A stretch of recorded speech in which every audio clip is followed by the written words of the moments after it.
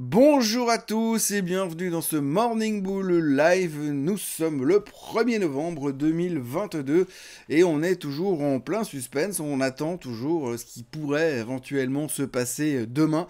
Alors ça devient de plus en plus intense puisque finalement on arrive un petit peu à dessiner les formes de ce qu'on attend et l'idée, ce qu'on aimerait voir derrière et qu'est-ce qu'on peut espérer finalement du meeting de la Fed. Alors le meeting de la Fed commence aujourd'hui.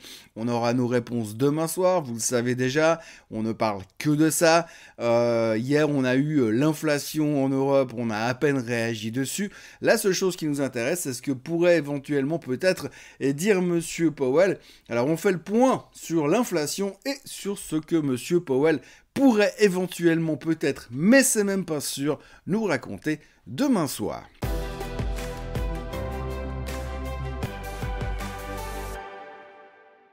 Alors tout d'abord, ce qu'il faut retenir, on va faire les choses dans l'ordre. Hier, il y a eu l'inflation en Europe. Alors l'inflation en Europe est sortie à 10,7% pour toute la zone euro, plus élevé que ce que les experts attendaient. Donc on ne peut pas dire que ce soit une super bonne nouvelle au niveau de l'inflation.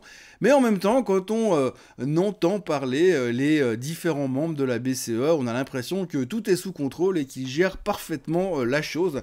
On a eu le président de la Banque centrale néerlandaise qui a parlé hier en disant que clairement, alors ils savent exactement où ils vont, alors ils veulent encore monter les taux de 50 ou de 75 basis points à la fin du mois de décembre, enfin dans le courant du mois de décembre, et puis ensuite l'année prochaine ils vont gérer la chose de manière parfaitement efficiente afin de refroidir l'économie comme il dit, et puis finalement de faire ralentir l'inflation puisque tout a l'air complètement sous contrôle.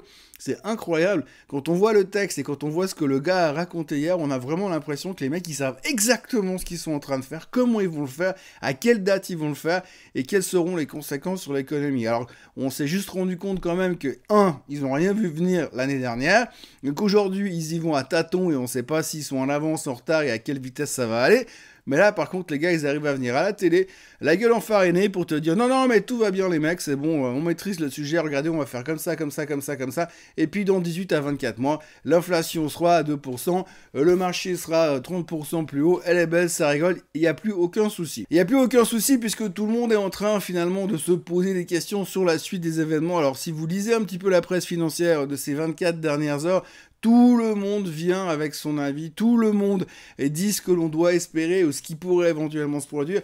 Le gros avantage qu'on a, nous, en tant que médias, c'est assez facile parce que quoi que vous disiez, si vous venez sortir une connerie, on aura oublié dans 3 jours, tandis que, en l'occurrence, Monsieur Powell, selon ce qu'il va dire demain, on va le clouer au pilori si besoin est. Donc, au cas où on n'a pas compris, qu'est-ce qu'il faudrait qu'il se passe demain? La problématique qu'on a aujourd'hui, c'est que Monsieur Powell se retrouve dans une espèce de cul-de-sac. À savoir que mercredi soir, il va devoir venir et annoncer quelque chose. Soit, hypothèse numéro 1, il reste complètement scotché sur son objectif habituel, à savoir baisser l'inflation, et on se fout pas mal du reste parce que c'est pas très important. Donc, je reste dans ma stratégie de faire baisser l'inflation. Les seuls moyens que j'ai à disposition pour faire baisser l'inflation, c'est de monter les taux. Donc je continue dans cette direction. Et ça, c'est pas ce qu'on a envie d'entendre. C'est pas ce qui justifie le rebond du marché de ces dernières semaines. Non, ce qui justifie ça, c'est qu'aujourd'hui, par rapport aux chiffres économiques qu'on a eu dernièrement, eh bien, tout le monde est en train de se dire qu'effectivement, c'est la justification que la Fed doit utiliser pour commencer son pivot, pour commencer à dire « je suis toujours dans mon cycle de hausse des taux, mais moins qu'avant hein. ». Donc aujourd'hui, on est à un niveau où tout ce qui nous ferait plaisir, c'est finalement une hausse des taux continue mais moins forte. Hein. Si on pouvait éviter les jumbo hausses de taux à 75 basis points, on serait assez content. Donc tout ce qu'on veut, c'est ça. La problématique, c'est que si Monsieur Powell arrive demain soir pour nous dire « oui, je vais rentrer dans le pivot et je me calme un tout petit peu au niveau de la hausse des taux », autant vous dire qu'il y a intérêt à qu'il ait raison. Parce que dans la foulée de son discours de mercredi soir, il y aura les non-farm payrolls qui sortiront vendredi et il y aura le CPI qui sortira dans les jours qui viennent. Donc du coup, le monsieur se retrouve face à une espèce d'équation difficile à résoudre parce que si il vient annoncer qu'il est extrêmement positif par rapport à ce qu'il a obtenu comme chiffre aujourd'hui, que finalement il montera moins les taux dorénavant, eh bien tout le monde va se dire c'est génial. Mais en revanche, si par hasard vous avez les chiffres de l'emploi de vendredi qui sortent nettement au-dessus et que l'inflation ne baisse pas, on va dire ah, l'abruti, il a commencé à se dégonfler trop tôt, alors qu'il aurait dû tenir encore la rampe à un moment. Et vice-versa, hein. Donc si, dans l'autre sens, il vient et dit « je ne fais rien », et que derrière, vous avez des chiffres économiques qui disent que finalement, effectivement, l'économie ralentit,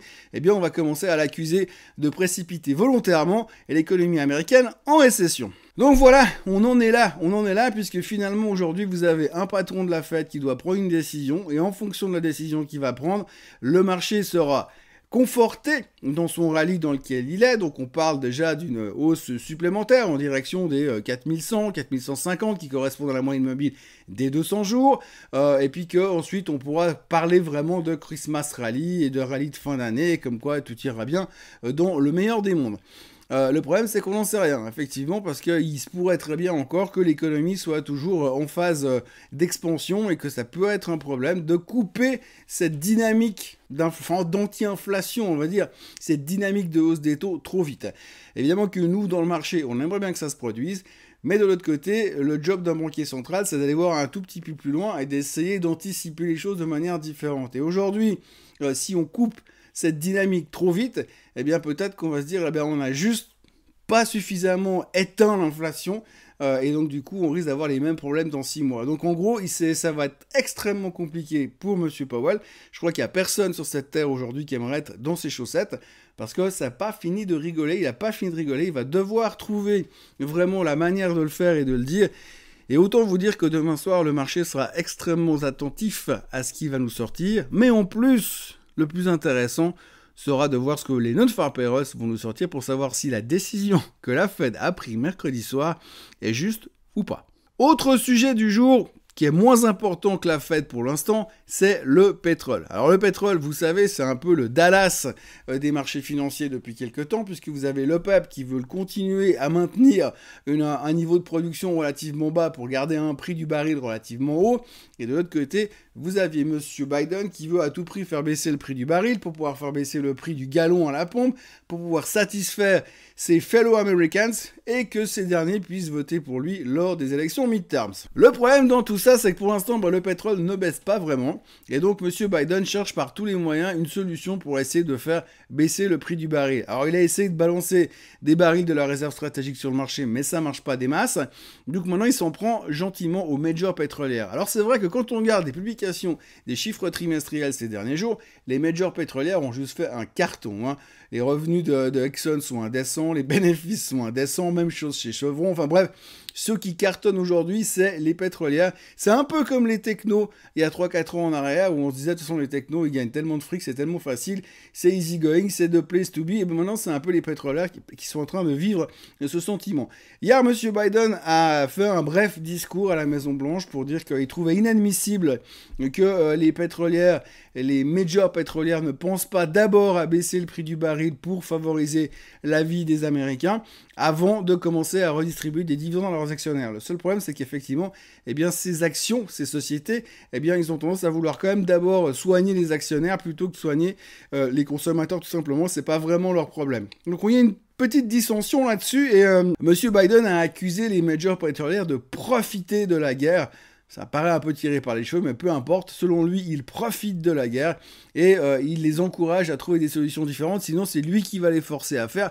Alors, sa solution, bien évidemment, c'est de mettre en place une taxe spéciale momentanément sur les actions pétrolières pour les obliger à redonner un petit peu de l'argent qu'ils font. Le seul problème, c'est que pour passer une loi pareille, eh bien, il faudra qu'il ait le Congrès avec lui. Et pour l'instant, le Congrès, ils sont pas vraiment d'accord avec lui. Une des raisons principales, c'est que la moitié du Congrès, ils sont actionnaires de Exxon, de Chevron et tutti quanti. Ce qui veut dire tout d'un coup, entre couper leurs dividendes et puis faire baisser le prix de l'essence aux Américains, ils ont rapidement choisi leur camp. Donc en l'occurrence, les projets de M. Biden ne devraient pas fonctionner dans ce sens-là. Mais c'est un espèce de serpent de mer qui nous occupe pour l'instant et dont on n'a pas fini de parler. Parce que je pense que jusqu'au midterm, on va nous mettre la pression sur le baril. Et après, il y aura des conséquences qui pourraient être assez spectaculaires, mais cette fois dans l'autre sens. Parce que quand on regarde un petit peu les articles à droite à gauche, on a quand même l'impression que finalement, les stocks pétroliers américains sont pas aussi élevés que ça. et que si on continue dans ce rythme-là à vouloir serrer les boulons, eh bien il pourrait y avoir des mauvaises surprises et se retrouver avec une espèce de shortage du côté du baril, c'est en tout cas ce qu'on entend à droite et à gauche. On notera aussi l'intervention de Monsieur Chanos hier dans les médias. Alors Monsieur Chanos, c'est un célèbre short seller, c'est quelqu'un qui joue les actions à la baisse, et donc hier il s'est emparé du sujet Tesla, en estimant qu'aujourd'hui, la valorisation de Tesla était complètement aberrante et qu'il n'y avait aucune raison de justifier un prix pareil. Donc autant vous dire qu'il est plutôt négatif sur l'action. Et en plus, il renchérit sur le fait que pour l'instant, Monsieur Elon Musk est en train de faire joujou avec l'oiseau bleu et qu'il est un tout petit peu distrait par rapport à ce qu'il devrait faire pour continuer à faire fonctionner Tesla de manière correcte. Donc méfiance de ce côté-là aussi. Il y a quand même 2-3 personnes qui sont en train d'essayer de s'en prendre à Tesla, pendant que Elon Musk est en train de faire joujou ailleurs. Pour les autres petites nouvelles, on retiendra également que ON Semiconductor a publié des chiffres en ligne avec les attentes, mais des prévisions assez négatives pour l'avenir, un peu à l'image de tout le secteur des semi-conducteurs. Le titre a perdu 9% dans la foulée. Alors attention, il y aura également les publications de AMD ce soir après la clôture, et autant vous dire que vu l'ambiance sur les semi-conducteurs, ça peut secouer dans les deux sens d'ailleurs, mais ça peut secouer un petit peu de ce côté-là. On notera aussi que Uber publiera ses chiffres, que Pfizer publiera ses chiffres, que Airbnb publiera ses chiffres, entre autres. Et puis, on notera aussi encore et toujours que finalement, eh bien, je ne sais plus ce que je voulais dire. Et puis, on notera aussi, et finalement, qu'il y a quand même 2-3 tensions encore qui persistent du niveau du Covid, puisque en Chine, on a appris la fermeture d'un parc de Disney à Shanghai, et les gens n'avaient plus le droit de sortir du parc tant qu'ils n'avaient pas eu un test Covid négatif.